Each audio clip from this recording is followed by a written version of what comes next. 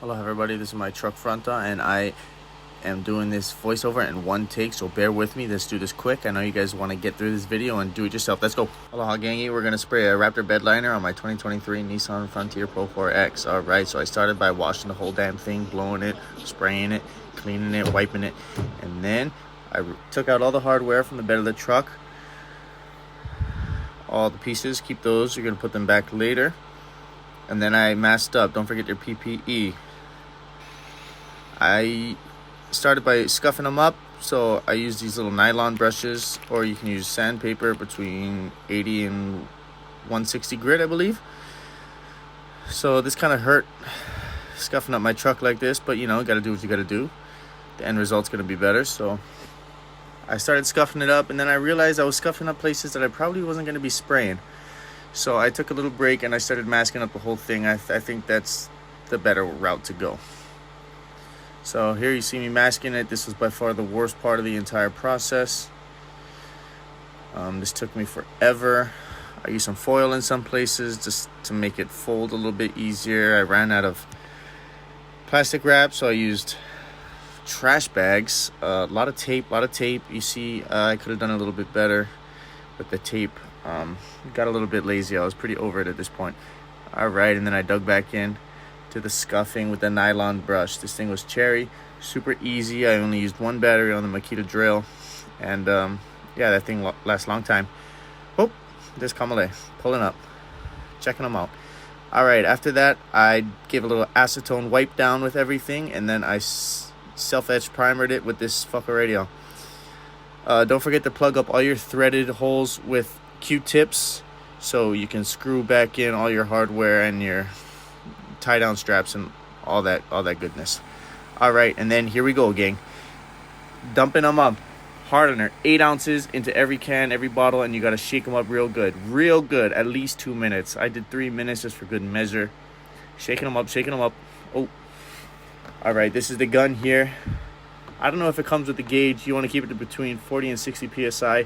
Check with that. My brother let me borrow this gun, so I don't know if it comes with the gauge or not if you buy it yourself. All right, first coat. You want to start at the back wall and do the sides, obviously, because you don't want to be stepping all over it. Kamale's doing the Q-tips now because I forgot to do that step. She's also dabbing up all the drops I'm leaking out of the can with tape, because if you tilt the can too much, it will spill a little bit.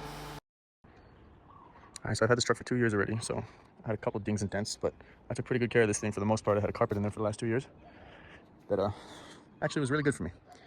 Okay, this is the first coat. I'm gonna let it rest for another 40 minutes, and I'm gonna thicken it up with another bottle or two. Pretty happy with how it is so far, but we will see once the tape comes off. Kind of pulled up in some areas. I'm starting to get the flow of the first coat, thickness. Got some more work to do, but coming along. Roger, second coat going down. I'm doubling up on all the spots that are going to see a lot more abuse. You know, had to throw on the jacket, smoking cold and white mail. Just dusting the places I can't really reach. I don't want to get it all on my skin, even though I did anyway. Probably wear gloves for this. And then I'm going to go ahead and reveal the unmasking in a bit. But I'll leave the audio on for this one part that I first saw and wasn't so good. Here we go. Ah, rubber. That was the very first corner I unwrapped, and the rest was pretty good, but that just sucked to see that first and foremost, you know.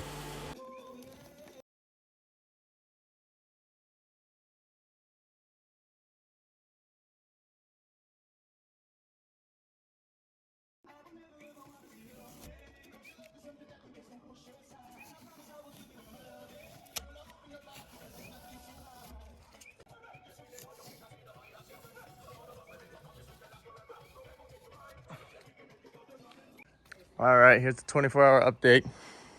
Tutu likes it. Yeah.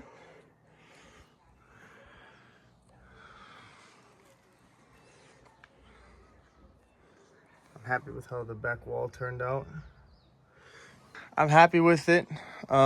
If you tilt the bottle too much, you will get drips out of the can. And then I just try to dab them up with tape, but... What happened here to the back fender? Oh. Yeah, that's a story for another day. I could have done the masking a little bit better, as you guys can see here. The packing tape, I got a little bit lazy. The masking of the whole truck took the longest.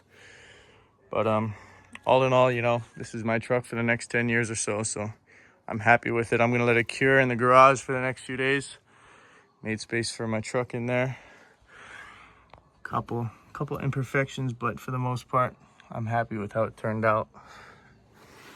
And then I'm gonna plug back in all my stuff